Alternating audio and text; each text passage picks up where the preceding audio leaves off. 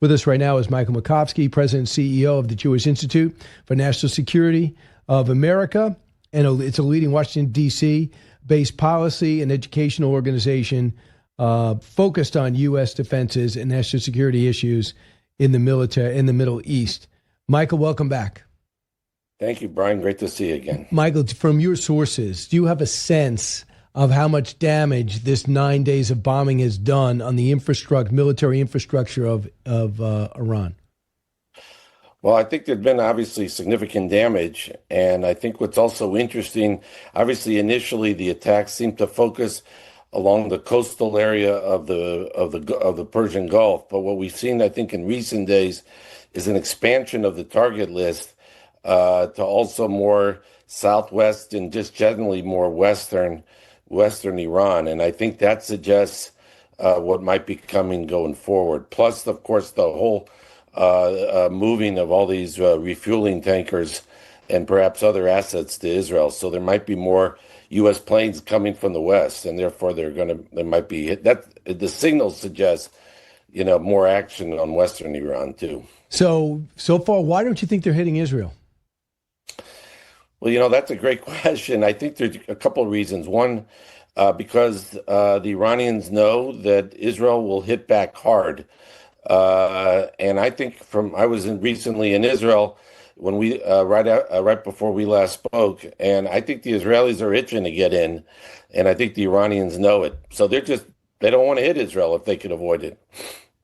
Well, they must now. I mean, at the same time, if that is indeed the case, and people think that, and maybe I'm inclined to think that too, why would they break an MOU that was so tilted in their favor, allowed them to trade oil at full price potentially, allowed them to begin to maybe do the things necessary to get $300 billion in relief funds from their Arab neighbors and investment?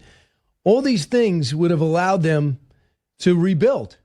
Hopefully not their nuclear program, but they would have from their perspective.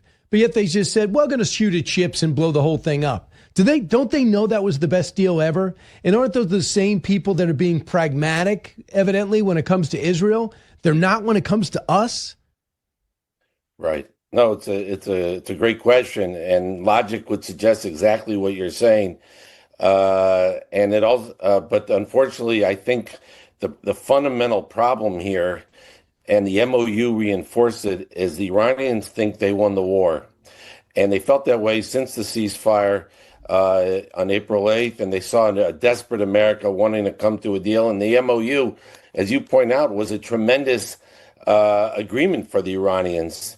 And yet it was an abject failure because the Iranians wanted more. They wanted to push. They saw America on the run, and they wanted to exert their dominance on the Strait of Hormuz.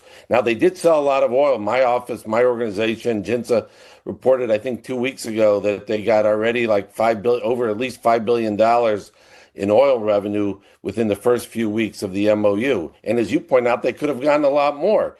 But they can't help themselves, and it's more important to the regime to try to exert their dominance of the Strait of Hormuz and to push the United States out than the oil revenue they would have gotten. So we plan is definitely to take back that strait, I think, kinetically. Here's General Jack Keane on the progress we're making. He said this 40 minutes ago. Cut 32.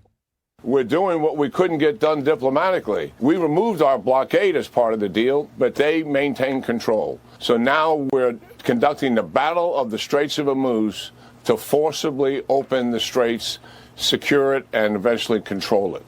That is what has taken place, and huge progress is being made. And as we are taking casualties in doing this, casualties are a part of war, and our heart goes out to the loss of life here. And 3 losses of life has taken place, 1 non-combatant and potentially a 4th. Add that to the list of thousands that the Iranians have killed, Americans, since 1983. And that's what we're dealing with in this barbaric regime. So the physically taking the strait back is key. We have that one pathway through the Oman side, and those would refuse to go through the other side. They were getting shot at, and it looked, the Iranians claim they shot another ship over the weekend. We can't confirm that. Right. And I agree, obviously, with what General King just said. And obviously, my condolences to the families of these American soldiers that were unfortunately and tragically lost in the last few days. But I think the general is, of course, right. This is a battle for the Strait of Hormuz. And I think it might be even broader than that because it's not just about what the Hormuz is. Yes, the Hormuz is important, but it's about making sure, I think, to convince the Iranians that they've lost and they haven't won. And that's very important. And I think President Trump seems to understand that with all these violations, the threats to assassinate him. The MOU failed not because the conspiracy theories of Vice President Vance, but because the Iranians violated all the time, and they were mocking the United States and the President of the United States and threatening to kill him. So I think we have to show the Iranians that they can't control the Straits of Hormuz and that they've lost this war. And then I think there might be an expansion. We don't know yet what President Trump is thinking, but I think he's already hinted that he might use this as an opportunity to also go after the nuclear facilities, because I thought it was very interesting that he raised Pickaxe Mountain, this nuclear facility that was not hit last year or this year. And it suggests that maybe we might be going after that also. Time will tell. That would be great. But I think the other thing I want to bring you to, even though you're in Washington, is the vice president said with Joe Rogan that there are elements of the Israeli government that wants perpetual war. And I thought to myself, I mean, for every government, there's an Ilhan Omar who are fringe, right? Who they don't speak for the country, but they have a constituency. I can't tell you the names of people in the Knesset, but I don't know anyone in Israel, in a country the size of New Jersey, that would think it would be great for us to always be at war. Yeah. Look, I was in Israel a couple of weeks ago, or a few weeks ago. I met with every senior security leader in the military and the security, including Prime Minister Netanyahu. I can tell you, I don't think any of them want indefinite war. You see today, I was reading today that you had the head of IDF Manpower talking about how there's a shortage of IDF troops. They're not looking for war. Israelis have been, especially the reservists, have been serving a lot of time since October 7th. But what they do want is safety. And I think that's what the Israelis want. But I don't know where and by the way, Senator Cotton, the chairman of the Senate Intelligence Committee, says he has no such intelligence actually, his comments were not about Israel wanting war, but he said there was no intelligence of any campaign by the Israeli government to try to kill the MOU. Yes, that's another accusation from the vice president with Joe Rogan over the weekend.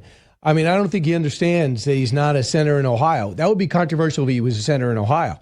But now he's vice president and made it clear I was a little ambivalent when it came to this war, wasn't enthusiastic. And now he's been asked to come up with an MOU to settle it. And I thought it was absolutely terrible. But it's almost in our rearview mirror now. It's almost not worthy of talking about because it's been 9 straight days of bombing. So if Iran says, well, we beat America, really, we're amping up the amount of pressure on them. And we'll see how much damage that can be done. And I'm wondering, also, I do worry about the Gulf states and if they have the interceptors that that Israel has in terms of 3 different levels of missile defense. Kuwait doesn't seem to have it. Jordan doesn't seem to have it. Well, right. I think it's very interesting what you just point out is about Jordan. Obviously, these 2 and perhaps more, unfortunately, U.S. soldiers were killed in Jordan. I think what the Iranians are trying to do, they're not only trying to hit all U.S. bases in the region that they see as vulnerable, but also, in Jordan's case, they might be hoping also to destabilize the regime. And, there are a lot of Syrians and Iraqis that have flooded into that country over the last couple of decades. Most of the country is Palestinians. We support the king there, but they might think that these attacks could also attack. And I think just to bring it back, it's a real contrast. We're building up our forces in Israel, in the Ovda Air Force Base in southern Israel, and other bases, because we see them as more secure, and we have complete freedom of action, which is, as we talked about last time, I think that we need to have a permanent base there in Israel. but they've shied away from that because it's more protected. The Iranians, have shied away because it's more protected. Yeah. Well, I guess we're going to see what's going to happen. Lastly, it looks like you're going to have an election in September. Is that correct? That's when the prime minister is going to be. The Knesset was broken. Did you guys break up the government, and you're going to have a new one in September? Not you, but I mean Israel is. It's going to be the end of October. Oh, okay. Yes, yeah, which is what I think Netanyahu wanted it. I think the opposition wanted it, as you said, in September. Before the October 7th anniversary, but he wanted it at the end of the month, which is where it's going to be. If I could just say one more thing to look out for of what we're going to be doing going forward. And again, I don't know exactly, but I thought it was very interesting, besides President Trump's comments about Pickaxe Mountain. And by the way, the Wall Street Journal reported that we didn't hit Pickaxe Mountain because we didn't think it was important.